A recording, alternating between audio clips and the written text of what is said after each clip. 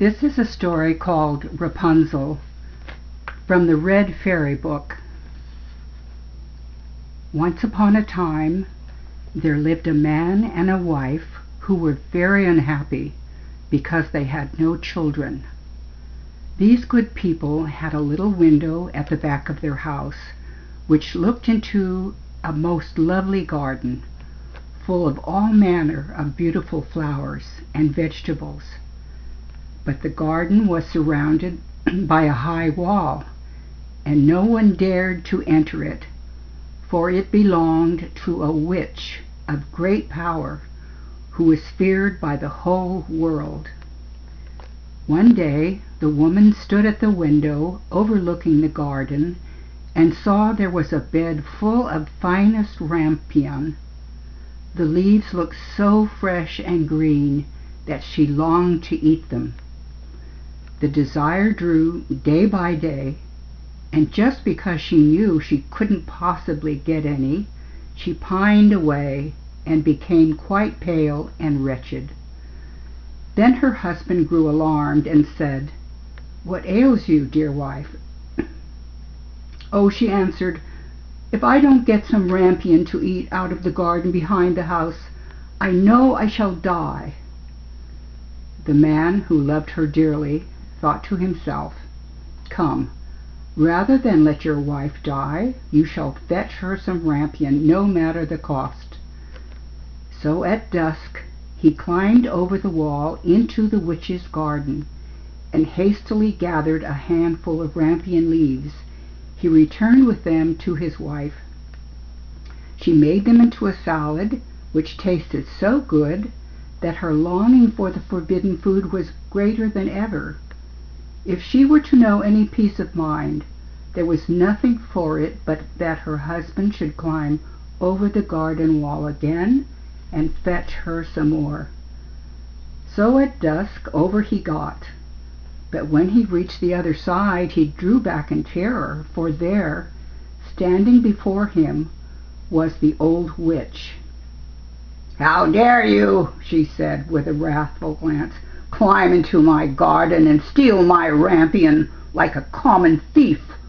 You shall suffer for your foolhardiness." "Oh," he implored, "pardon my presumption. Necessity alone drove me to the deed. My wife saw your rampion from her window, and conceived such a desire for it that she would certainly have died if her wish had not been granted." Then the witch's anger was a little appeased, and she said, "If it's as you say, you may take as much rampion away as you like, but on one condition only, that you give me the child your wife will shortly bring into the world. All shall go well with it, and I shall look after it like a mother."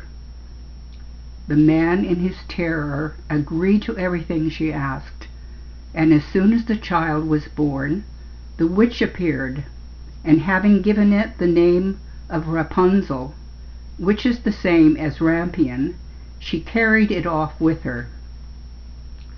Rapunzel was the most beautiful child under the sun. When she was 12 years old, the witch shut her up in a tower in the middle of a great wood, and the tower had neither stairs nor doors, only high up at the very top a small window. When the old witch wanted to get in, she stood underneath and called out, "Rapunzel, Rapunzel, let down your golden hair." For Rapunzel had wonderful long hair, and it was as fine as spun gold.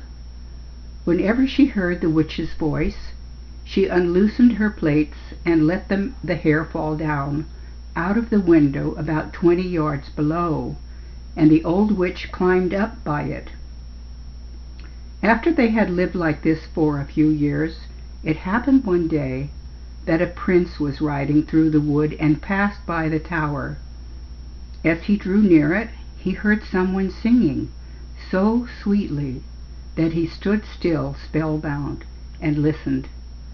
It was Rapunzel in her loneliness trying to while away the time, by letting her sweet voice ring out into the wood.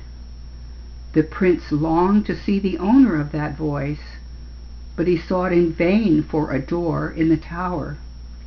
He rode home, but he was so haunted by the song he had heard that he returned every day to the wood and listened.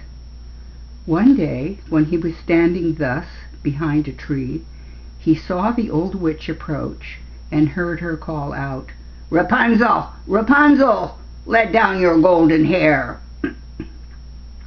Then Rapunzel let down her plaits, and the witch climbed up by them. "So that's the staircase, is it?" said the prince. "Then I too will climb it and try my luck." So on the following day, at dusk, he went to the foot of the tower and cried, "Rapunzel! Rapunzel! Let down your golden hair!" And as soon as she had let it down, the prince climbed up. At first Rapunzel was terribly frightened when a man came in, for she had never seen one before. But the prince spoke to her so kindly and told her at once that his heart had been so touched by her singing that he felt he should know no peace of mind till he had seen her. Very soon Rapunzel forgot her fear, and when he asked her to marry him, she consented at once, for, she thought, he is young and handsome, and I'll certainly be happier with him than with the old witch. So she put her hand in his and said, "Yes, I will gladly go with you. Only how am I to get down out of the tower? Every time you come to see me, you must bring a skein of silk with you, and I will make a ladder of them, and when it is finished, I will climb down by it, and you will take me away on your horse."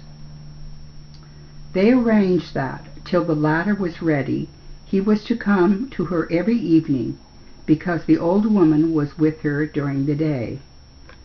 The old witch, of course, knew nothing of what was going on, till one day Rapunzel, not thinking of what she was about, turned to the witch and said, "How is it, good mother, that you are so much harder to pull up than the young prince?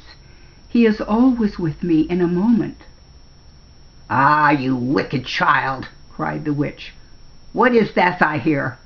I thought I had hidden you safely from the whole world, and in spite of it you have managed to deceive me."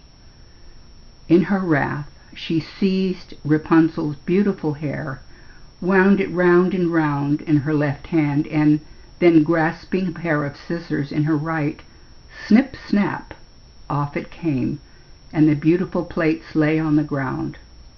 And worse than this, she was so hard-hearted that she took Rapunzel to a lonely desert place, and there left her to live in loneliness and misery.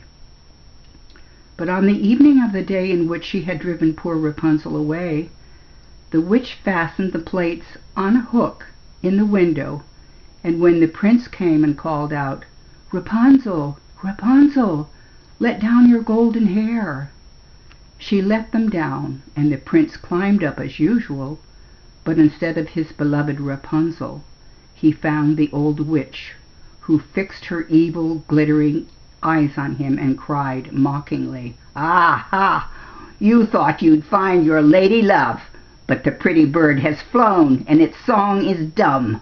The cat caught it, and will scratch out your eyes too. Rapunzel is lost to you forever. You will never see her more." The prince was beside himself with grief, and in his despair he jumped right down from the tower, and though he escaped with his life, the thorns among which he fell pierced his eyes out.